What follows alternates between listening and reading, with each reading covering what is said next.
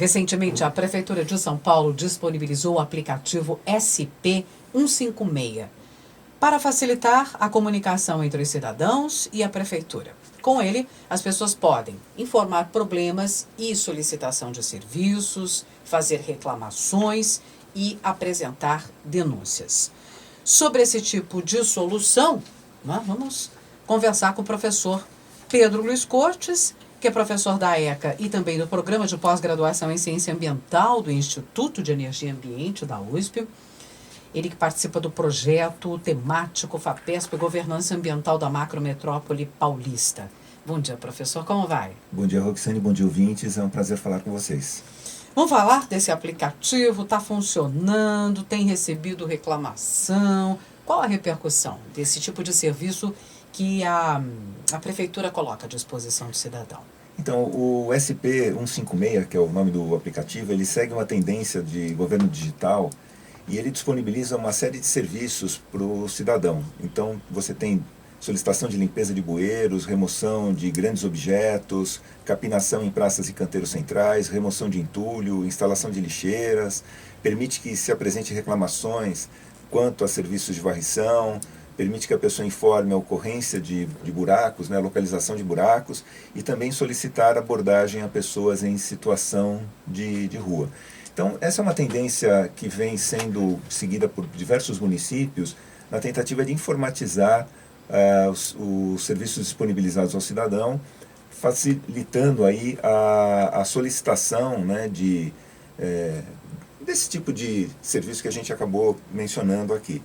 Uma nova versão ela foi disponibilizada no final de maio, tanto para Android quanto para iOS, e, no entanto, o que tem impactado muito o uso desse tipo de aplicativo são as reclamações. Tá? O aplicativo ele tem gerado uma série de reclamações, principalmente em relação ao cadastro, a pessoa tem que fazer um breve cadastro, e ao login. E há reclamações sobre a demora da Prefeitura em resolver os problemas relatados. O uso do aplicativo ele cria uma expectativa de que, na medida em que eu consigo fazer rapidamente uma solicitação, uma reclamação, eu fico imaginando, que como cidadão, eu fico imaginando que a Prefeitura vai atender isso rapidamente. E o que não acontece, porque toda essa parte do chamado backstage, ou seja, dos bastidores, dos processos, eles continuam exatamente os mesmos. Então a gente não tem aí uma dissonância, Se por um lado você consegue receber muito rapidamente as solicitações, as reclamações, as demandas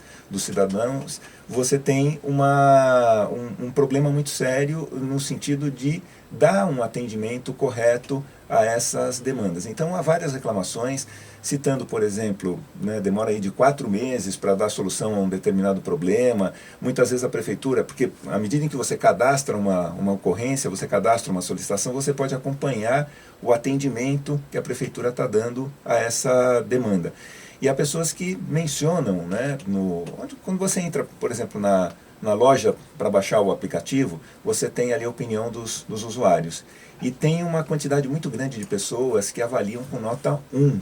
Na média geral, o aplicativo de 1 a 5 ele fica com 2,5, mas tem muita gente avaliando ele com nota 1.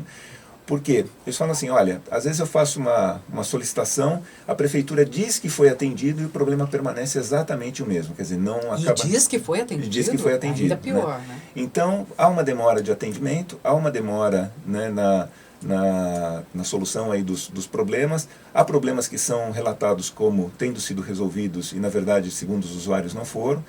Me parece que esses problemas de cadastro e login eles foram resolvidos com o lançamento da última versão, dia 30 de maio, mas persiste aí dificuldade de utilização do aplicativo, não tanto do aplicativo em si, mas da resposta que a Prefeitura dá a essas demandas. Tá? Então fica aí a expectativa de que a Prefeitura consiga resolver isso mais rapidamente, mas é uma situação difícil porque envolve a mudança de processos internos da Prefeitura. Ou seja, você cria um canal para facilitar, e isso cria uma expectativa nas pessoas, só que você não consegue dar o atendimento adequado.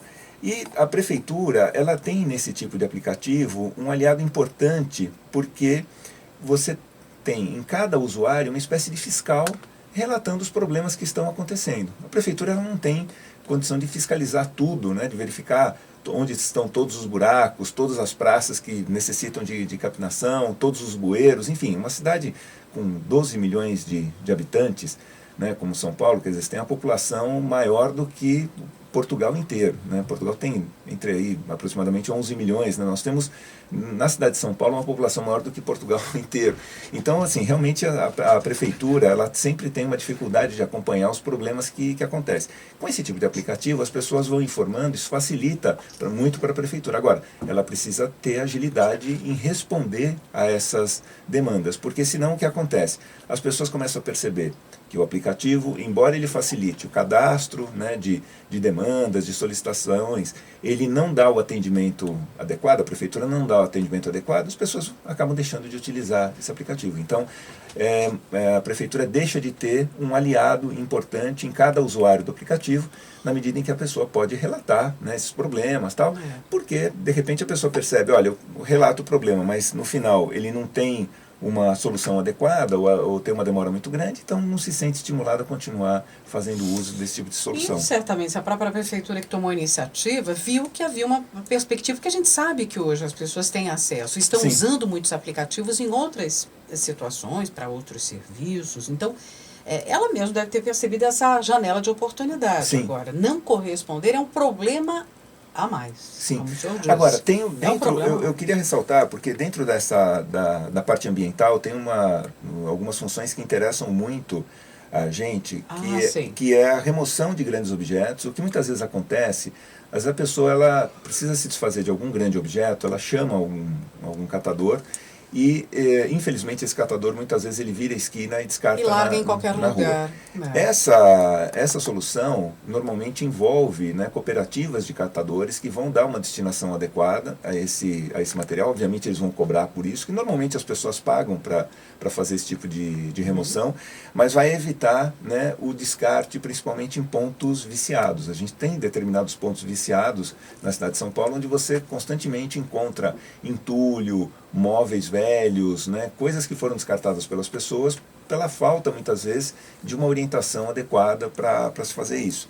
Limpeza de bueiro é extremamente importante, tendo em consideração que a gente precisa manter, né, o sistema de escoamento de águas pluviais desobstruído, porque, como a gente já comentou aqui, as chuvas têm sido cada vez mais intensas na cidade de São Paulo, obviamente não nessa época do ano, porque a gente está se aproximando do inverno, né, que é uma época muito seca, mas principalmente na primavera, no verão, a tendência de chuvas mais intensas tem sido cada vez maior. Então, é um alerta importante. Agora, realmente a prefeitura ela precisa atender essas demandas, essas solicitações com maior agilidade. Uhum. Vamos continuar acompanhando, porque útil ele pode ser bastante útil, tanto como o professor Pedro destacou, tanto para o usuário, né, para o morador da cidade, quanto para a própria prefeitura. São informações importantes que esses aplicativos colhem. Vamos acompanhar, quem sabe voltamos ao tema, inclusive, né? Sim. Professor Pedro Luiz Cortes, da ECA, do Programa de Pós-Graduação do IEE, do Projeto Temático FAPESP, Governança Ambiental da Macrometrópole Paulista, é também coordenador da Rede Internacional de Estudos sobre Meio Ambiente e Sustentabilidade e apresenta todo esse bate-papo aqui com temas semanais no canal do YouTube Ambiente é Nosso Meio. E todos os vídeos estão disponíveis desde o início. Exatamente. Já há mais de 2 anos que a gente está com a coluna no ar, então todo o material está lá. Você pode acompanhar a coluna, acompanhar o bate-papo aqui e também no canal do YouTube, é a dica que a gente dá para você, ok? Muito obrigada, professor. Eu que agradeço, uma boa semana a todos. Obrigada.